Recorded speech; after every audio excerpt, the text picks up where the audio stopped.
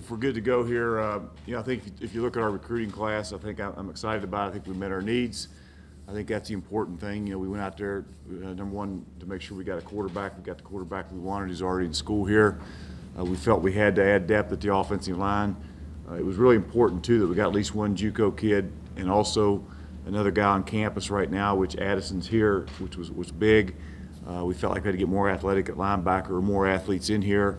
At the linebacker position, we accomplished what we wanted to in the secondary, and then at the wideout position, we thought we wanted to make sure we got stronger outside, which I think we did. So, with the addition of Holliday Foster and Gator Green, that also gives us a guy inside as a slot guy with Tommy Schuler being a senior. So, I think we're very athletic. I've said many times I wouldn't trade this class for anybody else's. I like it. More goes into recruiting players than just stars or height and weight, vertical jumps and all that. It's important that we get guys that got big old hearts that love football. I think we did that. I work extremely hard as a head football coach to make sure when I meet with those kids that football is important to them, that they want to be extremely good, that they want to be at Marshall, and they're all about winning championships. And these kids all are, or they wouldn't be here. So I'm excited. Looking forward to it, getting these guys on campus. And at this time, I'll just turn it over to you guys and answer any questions you have. It looks like you have the conference's #1 recruiting class. There are a lot of teams and a lot of conferences kind of hope to be that. Has it kind of evolved for Marshall where the expectation is to be that now, to be that top recruiting class every year? Well, I think so. I mean, I don't think there's any doubt that that's our goal every year is to have the best class in the conference, because chances are if you got the best chance, if you can continue to have the best class in the conference, and chances are you're going to have the best players in the conference. It's a personnel-driven game and gives you a shot to go win championships and to compete for them, which is what we're doing. So, I don't put a whole lot of stock, as I've said before, in that, but I guess I think if you look at our class, I like them, and like I say, I think we strive to have the best class, whether we think it is or whether you all think it is. That's both of them are important, but again, I like the class, and I wouldn't trade it for anybody else's in our conference. Doc, you always do well, but you had a lot to sell this year with the bowl game, the 10-year season. Mm-hmm. How much did that help you in the draft? Well, Keith, I don't think there's any question that helps you. I mean, I thought if you go back in that bowl game, what a great time slot that was. And I know Jack had mentioned to me before about the TV, the ratings on that game was tremendous. It was one of the highest in our conference by far. And, not only to be able to play in that venue at that time slot, at that point, people and players weren't bowl weary. They were all watching, and to be able to win that on a national stage was great.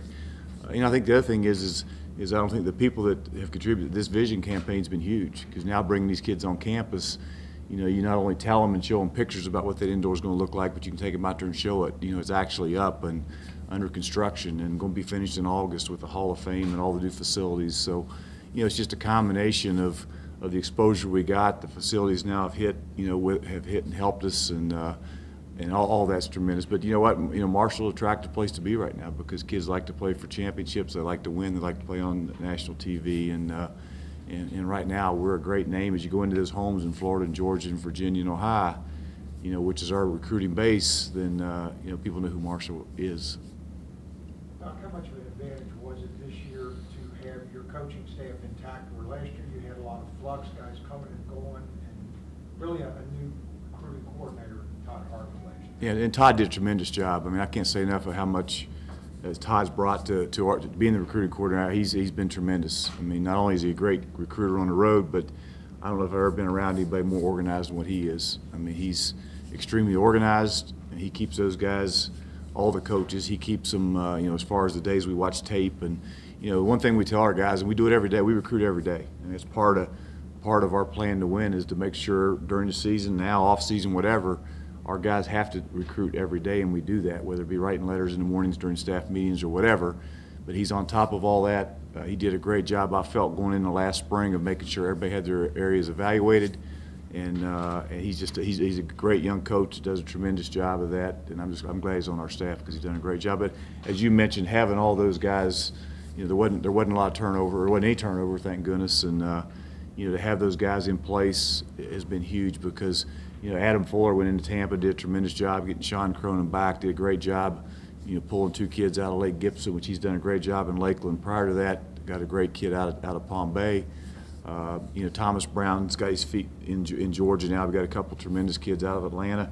Todd's got the outskirts of Atlanta. We've done great there, and of course Alex did a tremendous job with a couple kids. And I tell you what, maybe I'm more excited about anything else is being able to go into Ohio and pick 3 really good players out of Ohio. You know, those two going in there and getting Nate Devers out of Massillon. I don't know how many of you know about Massillon High School, but you walk up there, that stadium looks like ours, and they got an indoor facility like we're building right out here. I mean, it's a great program in Ohio, and to be able to get a kid of that caliber out of that school, and then of course Caleb Harris along with him, is huge, and I think that's going to help us in the future. Pinpointing one position really quick, you look at the secondary, and you had Donovan Manning, who's been there for a little bit, but he's a Virginia Tech guy. Then, you know, Quintavious Knight, another guy that was SEC bound, Kendall Gann. I mean, those are guys that are going to be impact players, and it's a position that's been strong for you, but it's been bolstered by this stuff. Well, the one thing we tried to do, Grant, you know, we're playing so much nickel and trying to get to dime at times, and you know, the number of corners has changed. It used to be you wanted 4 corners out there, but you know, or 4 corners that could play, and to be honest, it's gone beyond that now because of, you know, Corey Tyndall's really a corner, but is playing nickel and did a tremendous job. We'd like to be able to keep Corey at nickel, not have to move him to corner. So, you know, just being able to recruit those number of athletes that can play both nickel and corner, that got corner type bodies, is huge. And you know, you kind of forget too that you know, Chocolate Wilson's in that mix now too. He'll be out there in May. So you add Chocolate to Quintavious and to Rowe and a couple of those other guys that signed. We became a whole lot. You know, we continue that athletic. You know, those kids in secondary, I think that'll help us. And you know, adding Gant and those other guys as safeties, we like where we are with the secondary right now. I'm sure you signed more guys out of Georgia than you did Florida this year. Mm-hmm. Florida's been always so successful and been good to you. I mean, obviously Georgia's stacked with talent. And, I mean, is this going to be, especially with guys like Thomas and Todd, an area of greater interest for you guys? I tell you, we've had tremendous success with those Georgia kids. You look at Selby coming in and playing early. You know, if you look at the Valdosta kids, Jermaine Holmes. You know, you look at Neville Hewitt, Taj Letman. I mean, those Georgia kids have all come in here and been, number one, they're great kids.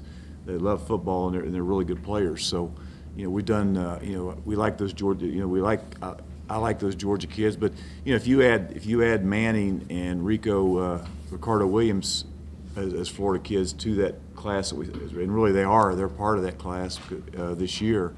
You know, from Florida, it's really pretty even with the Georgia-Florida thing. But you know, I was talking to Todd this morning and or this afternoon a little bit. And if you take the number of kids we got in Florida, the number of kids we got in Georgia. You know, we went into Virginia and I think signed 4 kids. We went in Ohio and signed 3, and that's really our base. And we went in South Carolina and got 2. So you know, you talk about those 5 states have all been really good to us, and those are the 5 states that we're going to continue to hit the hardest. Doc, you did as well as you did getting these players. You have nobody from Miami.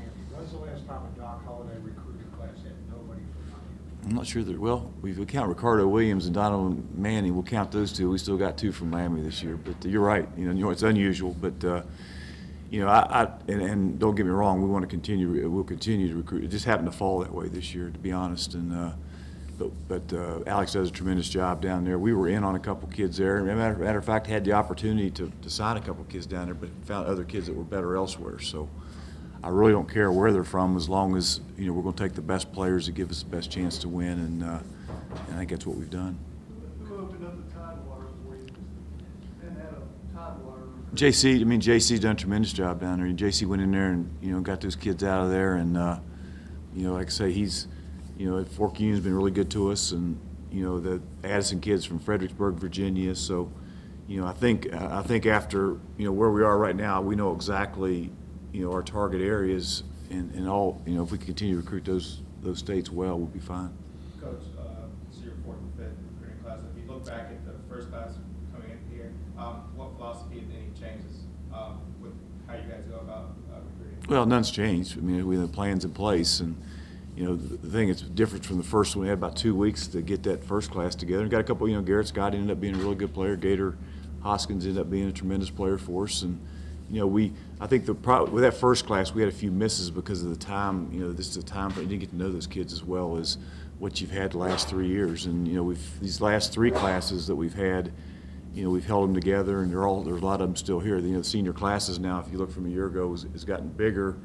And this year will be the biggest we've had because this is really the first class that we've had. This will be my first class where the kids have been here going on 5 years now. So, you know, I don't think the philosophy's changed at all. We just continue to work extremely hard at it. And, you know, our entire staff understands that it is a personnel-driven game. Without players, we've got no chance. So the recruiting is the #1 thing that we have to get done. And I think we've done a good job of doing that. You got 2 or 3 players who have been committed to other schools for a good while, and how does that work? That, you know, somebody... You just stay on them. I mean, you just don't ever stop. And you know, it just and of course we had a couple that went to other places. And we lost 2 and gained 2, so we ended up coming out okay. But that's I've said all along. If you don't, you know, normally every year you're going to lose 1 or 2. I went for a long time and lost 1 or 2 every year. I think last year or the year before, maybe the first time I never lost anybody. But if you're recruiting good players, chances are you're going to lose 1. You may gain a couple. So, you know, I feel pretty good about how we ended up, which is the important thing. You got camp late. How instrumental was it that you had Benoit already involved? I think that was you know, we've had a kid out of that school, and there's a lady in there, Miss Helms, is tremendous. I've known her a long time, and you know, Sean's got a great relationship in there that with those coaches, and getting Fred first, and then of course Gant coming on board. But anytime you get a player from one school, you know, those kids they want to go with each other, and I don't think there's any question that helped. That sort of works out. I mean, Cato Schuler, that you can look at those combinations and say, hey, you know, look at what they've done together. And do you all sort of do that on the road? Say, hey, you know, if you come with your teammate, look at this combination of what they've done as high school teammates. Well, there's no, I mean, whatever advantage you feel you can get, you're going to try to use. So much of this class had been like verbally committed pretty early, but when you're talking about Kendall and Caleb and Nathaniel, these are 3 significant pieces to this puzzle that came together right in the last couple of days. How had that been the last couple of days? Kind of like I claim to the echo of the whistle in terms of recruiting. Well, I mean, you just like I say, you're constantly working and moving the numbers around, and you know it never stops. And if you see an opening there, you know, with a couple kids, and you know we know what our needs are and where we got to go, and you try to do the best you can to jump right on. I mean, Billy Legg didn't think he was going to go to Massillon, but he found out about midnight he was heading to Massillon the next morning, and he was the first one sitting there waiting to talk to Nate. So we ended up getting him and Caleb down here, and that's all that all happened. If Billy Legg hadn't been there at daylight, he probably, whoever the first guys in there, may have gotten a visit. So you know, I think it's important you're on top of things, so when the opportunity arises, that you get the opportunity to make sure that you get your foot in the door and have a shot. So you kind of touched on this. I was going to ask about how Caleb Harris came about. I mean, Billy Legg. What happened there was, Billy Legg's done a tremendous job with those kids, and it was funny because we were in Massillon High School a couple of weeks ago up there. Billy and I were up there. I just happened to stop there on the way to see on the way up there to see another guy, and we weren't even recruiting anybody at that school, but it was a great school. So we happened to walk in there, and Caleb was in there. Well, not Caleb, but Nate was in there. So he was committed to Cincinnati at the time. So we were talking, wishing him luck and all that. But Billy, all of a sudden, he wasn't real happy with what was going on at Cincinnati. The first guy he picks the phone up and calls is Billy, and Caleb did the same thing. So they called Billy, to be honest, is how it all happened, and got the ball rolling. So that's how it ended up. But how different was this year recruiting coming down the stretch with all the nationwide weather issues that have been going on? I mean, it sort of hindered everybody in a way. How did you all sort of maneuver around that and still be able to hit your marks? Well, I had Jeff Hoops he's just tremendous. Gives us a private plane, or gives me a private plane that last couple of weeks, and we got messed up in that Atlanta thing. If it's not a private plane where we stayed ahead of the storms, because I know that last week we went to started out in Gaffney, North Carolina, and ended up going to Myrtle Beach. Supposed to stay in Myrtle Beach at night because we had a plane. We were able to get on to Valdosta, but where did they play the golf tournament down there? You guys all Augusta. Ended up in Augusta, stayed ahead of it, and then from there went on to Macon, stayed ahead, went to Atlanta. So you couldn't do all that, with a commercial deal. So, thanks to Jeff, that got happened. Then of course we got in that mess in Atlanta like everybody else did. I think it took us 6 hours on that one night trying to get 1 mile. So we ended up finding a hotel. But without that private aircraft that last week, we got no chance. It would have been a total mess. But that saved us the last week where we were able to see, because the week before we'd seen all the Florida kids, and then took that last week to see the South Carolina and Georgia kids. So Jeff saved us on that, and if it hadn't been for that, we probably never would have got everywhere because of the weather. You guys were talking a lot on that live stream you did this afternoon, this morning, about just really recruiting athletes, not recruiting for a specific position. Like you said, Caleb could play here, here, here, and the other guys play here, here, here. How important is that, like, with your recruiting strategy, just to recruit guys that can fill multiple spots? Yeah, I think we do. I mean, like Gator Hoskins, for example, when we recruited him initially, he was as a safety. You know, he was a tremendous player. He was a quarterback, and we felt like we could find him a place to play. And you know, that's not the case with O-line or D-line, so to speak. But when you get into skill positions, you know, that Gator Green kid from down in Atlanta, or not Atlanta, he's from around Macon there. You know, that kid was one of the top 11 players in the state of Georgia, but he's a quarterback, but he can play a lot of places. You know, he play quarterback, he can be a slot, he can return kicks, he can return punts. He's just a good football player. So where he's going to end up, I don't know. But you know, I think when guys I think that's where it starts. Is you talk about the Tommy Schulers of the world, and those guys, and the Corey Tyndalls. Those guys have it. They got that it factor. And as a coach, you try to look at those kids and see if they have it, which is being a good football player. And if they got the skills to go along with it, then you can find a place for them to play. Is it still as much fun for you coaches as it was 25 years ago? It's changed. It is. It Still is. fun? You know, I think it's a little different. As a head coach, you're involved with all of them. You know, which makes it a little bit more hectic. But you know, it's kind of fun at the end to be able to. You only allow one shot to get out. The only thing I don't like, I don't get out near as much as I used to be able to. I used to like to get out and see those coaches and get involved. I get one shot to get in those homes, you know, and so you got to make that a really good shot. But it's still, you know, there's kind of competing in recruiting is about like competing in a game. You know, you get a winner and a loser, and you just got to win more than you lose at the end of the day. So I think this year we did that. You look at the depth that you all been able to build over the last couple of years, and actually have it too deep going into the off season. How much does that play into? Let's take the best, and let's also build for special teams with this class too, and make sure that these guys can contribute early in other ways. Yeah, well, I think you're right, Grant. I mean, you know, there was a couple there towards the end. You know, we felt we'd met most of our needs, but we had a couple slots, and I think what we came up, we will take the best player we could possibly get. And to be honest with you, those last couple slots, I think one went to Nate, and the other went to Gator Green. I mean, we had. We met kind of most of our quotas at different positions. So, that being said, at the end of the day, if there is a slot there available, then we'll take the best player out there, and that's what we did. Offensive line losing 3 tackles from this year, that was a point of emphasis. So how pleased are you to see, you all bolstered both sides of the line and were able to get some much-needed bodies there? Well, I think especially the offensive line, having Addison on campus is huge. He's already here. Of course, we got some good young tackles there. I mean, Gene Stanley's going to be fine. He'll be out there for spring ball, and then of course you got Chris Hune, who had that shoulder, didn't practice in the fall, but he's back out. So with just having those guys there and having the one JUCO kid coming in, they'll be a little older, but some of those guys that are young, it's their turn now, and it's like the quarterback position. I mean, kids react different when it's their turn, and there's some talented guys out there that now they have to step up and go play. And you kind of noticed a little difference this morning that we had our mat drills and our deal at 5:45 this morning. You can see the difference in some of those young kids that they understand now that it's their turn and they're looking forward to that opportunity. You guys were mentioning this morning about Tamel and Jordan being wrestlers and kind of how important that was, especially in the positions they play. You're a former wrestler. How much does that help when you are in the trenches and you have that experience, and not just the experience, but being really good at it too? It didn't help me a whole hell of a lot, I don't think, but I hope it helps them more than it helped me, Smock, you know what I mean? They're a lot better players than what I was, but yeah, I think number one, wrestling's a tough sport, and I tell you the Jordan Dowry kid, I mean, he's got an unbelievable record. I mean, he's won like 106 straight matches and 59 pin. I mean, he hadn't lost a match in 2 years, and he took the number one player in this, I think, state in the country that's going to Alabama, and beat him, in that heavyweight match. So he's a tremendous wrestler. Tamel is another guy that he'll probably be in the state championship finals. So, those kids are, and Van Horn was like that.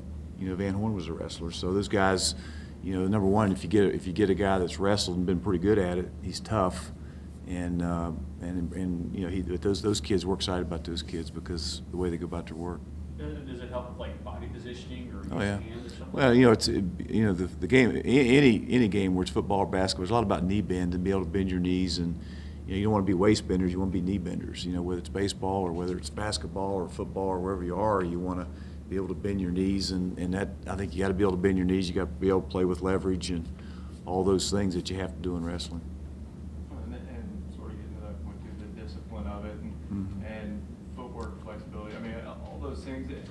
And you see a lot of multi-sport standouts on here. There are different guys that have excelled in other sports, but those sports help them in other realms of football. Oh, there's no question. You know, I know, you know, Caleb Harris is a big track guy, you know, up in Ohio. I mean, he's run 10-something 100 meters, and he's a 6'3" guy that's long and athletic that can run. And you know, when you get a guy like that, he can, you know, you're gonna find some place for him to play. I know we've talked about Cole before, but how key has that been to have a quarterback of his caliber and have a quarterback of his caliber so early to where he can kind of be that kind of bell cow for other guys? There's no, I mean, I don't know that we would have gotten Gator Green if it wasn't for Cole Garvin, you know, because Cole played with him, not on the same team, but played against him. They know each other, and, you know, it's just like that Florida connection with those South Florida kids, or the Florida guys all know each other. The Georgia guys are the same way, you know, and Derek Hammond and Gator Green and Emmanuel Beal and all those guys know each other, and once you get one of them committed, then they feel a lot more comfortable coming here when they know there's more than one of them going to be here. So there's no doubt that, you know, it's been that way everywhere. I mean, we got Tebow at Florida. He was kind of the bell cow that got everybody else going, and Cole did a great job for us, and that's kind of starts with that.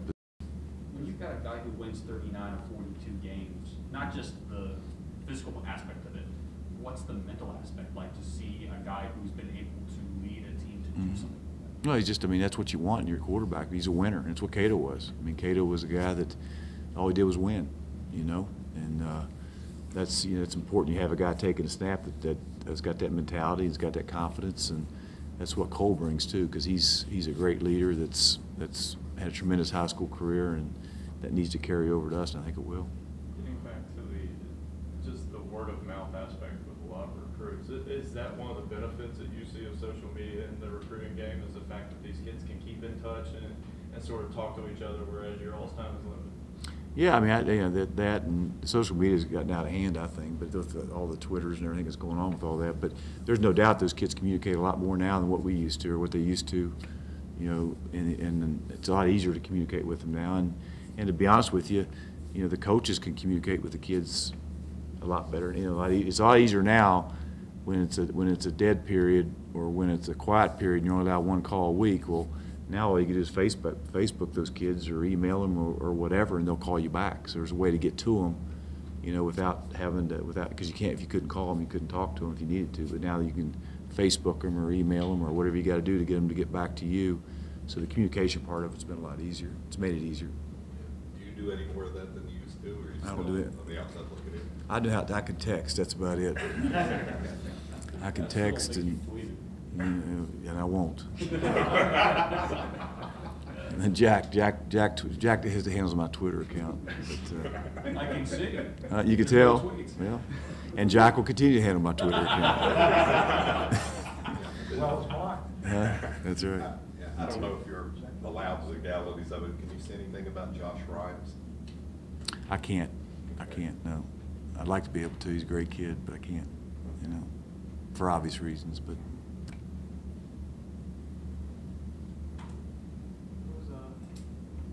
Who are some of your better recruiters among your players? Hosting. Chris Jaspers is the best. Well, he's not the best. Cortez Carter, Chris Jaspers. You know, it's funny, these kids, and we got, you know, that's one of the reasons we are successful is because our players. I mean, they do such a tremendous job when guys come on campus selling Marshall University, and I'm talking all of them, but Chris Jaspers and Cortez Carter do it every weekend, and it's almost like a competition for those guys. They keep track of who comes and who doesn't. And I think if you talk to Cortez, he's batting about 100%, so he does a great job. But all our kids, Corey Tyndall's and all of them, do a tremendous job. Yeah, to follow up on that, I remember a few years ago, Tavares Thompson I think was a good recruiter for you, and Cortez, you know, is not a starter now either. What does that say about your team that you just tells what a great bunch of kids we've got. I mean, Cortez Carter does everything right. I mean, he's just a tremendous guy. Contributes a lot on special teams, but he just loves being here, loves being a part of the team, and wants to contribute any way he can. And part of that's if you want hosting and recruiting, and he just does a tremendous job. That's when I don't mean to interrupt you there, but that's when you know you got a good football team. You don't have a bunch of selfish guys out there that are concerned only about themselves and they're worried about how much they play and all that. They're just concerned about the team winning games, and that's what Cortez is. And that's what a lot of our guys are now. Well, you were talking about Corey Tyndall. How common is that for a guy that young to become such a good host in a very short period of time? I mean, it's all of them. And I said we use as many of them as we can, and we probably use 15, 20 guys as hosts. But you know, well, you were in college once. After you've been here a year, you figured out what was going on a little bit probably. But Corey does good. He does a great job. He does a great job. On the energy level off a 10-win season, and it was just what a month and a few days ago that those guys were celebrating that win. That energy's still there whenever those younger guys that are looking to go to college come to campus. And I'll tell you what, the other thing too, I mean, we bring a lot of our kids in during the season. You know, a lot of our kids visit during the season, and probably half our visits are during the season or more. And you know, we haven't lost a game, what, eight straight games or whatever it's been, 9 straight games where we won out here. But to bring those kids into to our campus on a beautiful fall day with people in the stands and actually win the game win the game is huge. That happened 6 times this year. You know, and that's so every visit weekend.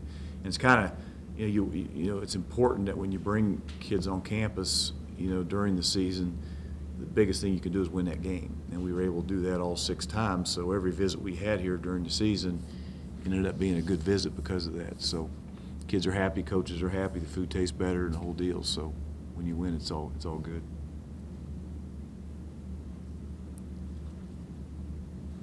You know, the other thing we did, and I want to just, you know, because a lot of times I get the question about West Virginia, and we physically walked into every school in the state of West Virginia with a coach the last 2 weeks, with the exception of 4 schools we couldn't get to because of weather. So every school in the state of West Virginia, we physically had a coach walk into and meet the principals or the coaches, whoever we could. So, you know, we're doing everything we can possibly do to make sure that, you know, the people in the state of West Virginia understand that and we've gotten a lot of great responses. We're getting a lot of kids that want to be a part of our program because of it. And but just, you know, these kids in the state of West Virginia are important to us. We want to get as many of them as we can. Okay, thanks, guys.